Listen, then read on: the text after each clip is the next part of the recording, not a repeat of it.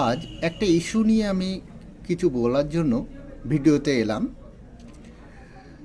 সবার এখনকার একটা কমন সমস্যা অনেক ক্ষেত্রে দেখা যায় যে বুকের যন্ত্রণা, চেস্ট পেন। এটা চেস্ট পেন অ্যাঞ্জিনাল পেনও হতে পারে, আবার নাও হতে পারে।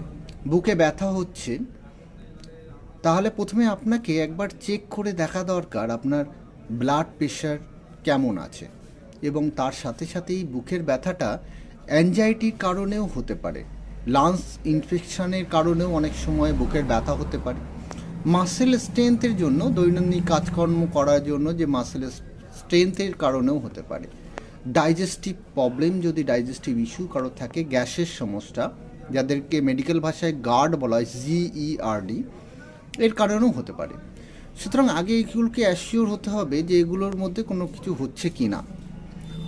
তবে ব্যথা, বুকের ব্যথা কোনোভাবেই কাম্য নয়, সেটার প্রকৃত ট্রিটমেন্টটা দরকার।